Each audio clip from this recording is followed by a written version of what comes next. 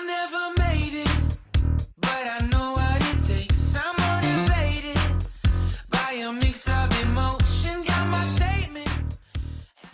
Olá, tudo bem? Este é o terceiro vídeo da série Grandes Homens da Bíblia. No vídeo de hoje, a história de Moisés.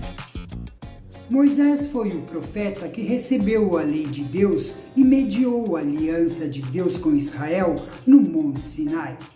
Moisés, irmão mais novo de Miriam e Arão, nasceu no Egito em meio a grande perigo, onde Faraó determinou a morte de todos os meninos hebreus ao nascer. Deus se revelou a Moisés em um arbusto em chamas e o encarregou de voltar ao Egito para resgatar seu povo da escravidão. Moisés conduziu Israel ao Monte Sinai, atravessando o Mar Vermelho em terra seca. Veremos a partir de agora a história de Moisés. Moisés foi o fundador de Israel como nação e seu líder. Deus o usou em um momento crítico da história de seu povo. Moisés foi o profeta que recebeu a lei e mediou a aliança de Deus com Israel no Monte Sinai. Também é o primeiro autor das Escrituras do qual se tem conhecimento. Moisés, irmão mais novo de Miriam e Arão, nasceu no Egito em meio a grande perigo.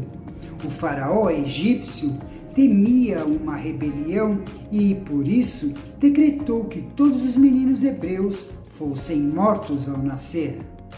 Joquebede, mãe de Moisés, confiou seu bebê aos cuidados de Deus e o colocou no Nilo em um cesto de junco.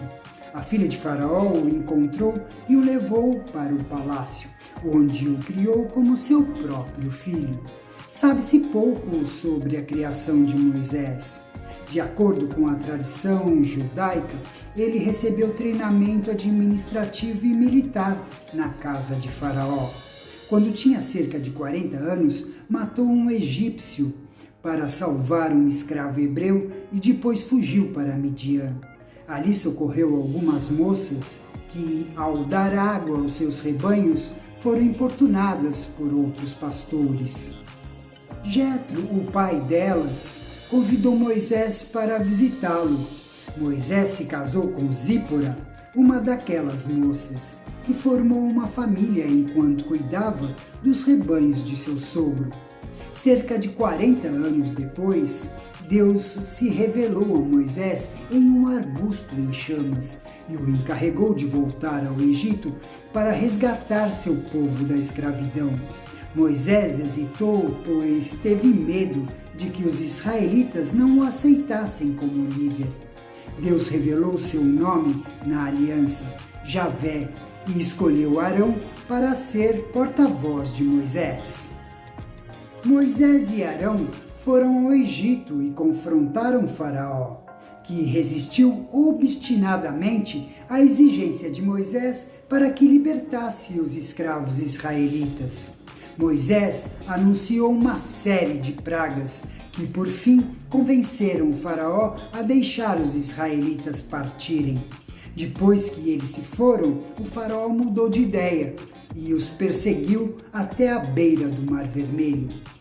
Deus separou as águas do Mar Vermelho para que os israelitas atravessassem em segurança e por terra seca.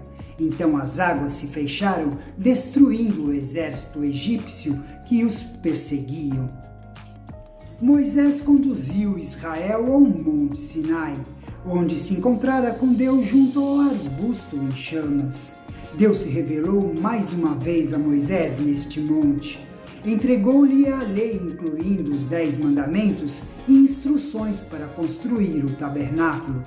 No entanto, quando Moisés desceu do monte, viu que o povo já havia abandonado o Deus verdadeiro ao adorar um bezerro de ouro. Moisés lançou as 2 tábuas no chão e as quebrou. Em seguida, ordenou que os levitas executassem alguns dos transgressores. Depois de orar pelo povo, recebeu mais uma cópia da lei e dirigiu os israelitas na construção do santuário. Ao longo da jornada pelo deserto, Moisés liderou um povo murmurador, rebelde e desconfiado. Até seu próprio irmão e sua própria irmã desafiaram sua liderança, usando como pretexto o casamento dele com uma mulher etíope. Moisés demonstrou grande humildade e Deus deixou claro que ele era o seu porta-voz e seu amigo chegado. Moisés, um homem extraordinário, mas não perfeito. Quando o povo testou sua paciência ao queixar-se da água, Moisés bateu em uma rocha em vez de cumprir a ordem divina de falar com ela. Com isso, deixou de mostrar a santidade de Deus em suas palavras. Indicou que havia usado seu próprio poder para fazer a água jorrar. Como consequência, Deus não permitiu que ele entrasse na terra prometida. Antes de morrer, Moisés pronunciou o último sermão, que hoje conhecemos como Deuteronômio. A primeira geração havia morrido no deserto, de modo que ele se dirigiu à nova geração. Deuteronômio renovou a aliança com essa geração. Lembrou-a de seus termos e a incentivou a obedecer e servir somente ao Senhor. Depois desse sermão, antes de Israel entrar em Canaã, Moisés subiu a um pico chamado Pisga, parte do Monte Nebo, onde morreu. Nunca houve em Israel outro profeta como Moisés, a quem o Senhor conhecia face a face. Somente Jesus superou Moisés como mediador entre Deus e os seres humanos.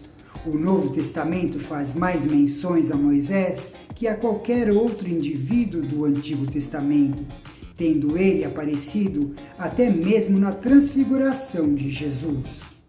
O Novo Testamento enfatiza o papel de Moisés como transmissor da lei e lança mão de suas experiências para dar exemplo de vida dentro da nova aliança. De modo semelhante a Moisés, Jesus, quando era bebê, foi alvo dos planos perversos de um déspota que também ordenou que crianças fossem mortas. A proclamação da nova lei no Sermão do Monte é paralela à entrega da lei no Sinai e apresenta Jesus como intérprete da vontade divina, investido de autoridade. A carta aos Hebreus compara Cristo com Moisés, enquanto a carta de Paulo aos Gálatas e o Evangelho de João contrastam a lei de Moisés com um novo relacionamento do cristão com Deus. Este foi um panorama da história de Moisés.